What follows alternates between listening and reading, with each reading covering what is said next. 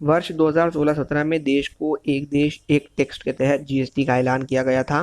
साथ ही प्रधानमंत्री नरेंद्र मोदी ने 2% विकास दर बढ़ाने की भी योजना बनाई थी, लेकिन अब योजना बुरी तरह लड़खड़ा गई है। जीएसटी विवाद को निपटाने के लिए केंद्र सरकार की जीएसटी काउंसिल आज फिर से एक बैठक कर रही है। वहीं दूसरी ओर राज्यों में भी आपातकाल के हालात बन चुके हैं। कई राज्यों की अर्थव्यवस्था जीएसटी के भुगतान न होने के कारण पूरी तरह लड़खड़ा गई है। जीएसटी लागू होने के बाद से एक बार भी उसके लक्ष्य यानी 1.5 लाख करोड़ को केंद्र सरकार नहीं छू पाई है। राज्यों को दिए जाने वाले 14% अतिरिक्त भुगतान भी अब झमेले में पड़ चुका है।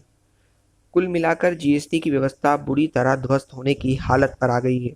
वस्तु एवं सेवा कर यानी जीएसटी मुआवजे के विवाद को हल करने के लिए जीएसटी काउंसिल की आज फिर से बैठक बुलाई गई है। पिछली बार की बैठक में कोई हल न निकलने के बाद बैठक को अचानक खत्म कर दिया गया था। अब देखना ये होगा कि आज की बैठक में सहमति बनती है या नहीं। वहीं कुछ मीडिया रिपोर्ट्स के मुताबिक पिछली बैठक में वित्त सचिव अजय भूषण पांडे ने मीटिंग के बीच में अचानक कह दिया था कि बैठक समाप्त हो गई। वहीं कई ये भी कहा जा रहा है कि राज्यों ने खुद से करीब 96 करोड़ रुपए उधार लेने के विकल्प पर सहमति भी जता दी थी, लेकिन विपक्षी राज्यों ने इस पर आपत्ति ली थी और कहा था कि बहुमत का मत इस मामले में नहीं थोपा जा सकता है।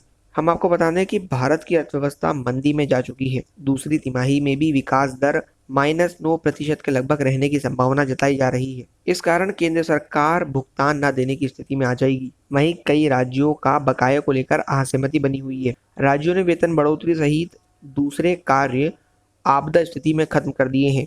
जीएसटी लागू करते वक्त केंद्र सरकार ने दावा किया था कि इससे मांग बढ़ेगी और खपत में भी उछाल आएगा, परंतु 3 साल के आंकड़े बता रहे हैं कि खपत दर 5 साल के न्यूनतम स्तर पर आ पहुंची है।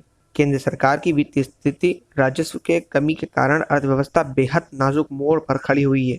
आज भी कई राज्य कर्ज लेने की बजाय अपने जीएसटी भुगतान ही को केंद्र सरकार से मांगने पर अड़े हुए हैं, मगर केंद्र सरकार उनको भुगतान न करते हुए उल्टा उधार देने पर आमदा है, जिससे विपक्षी राज्य काफी नाराज हैं।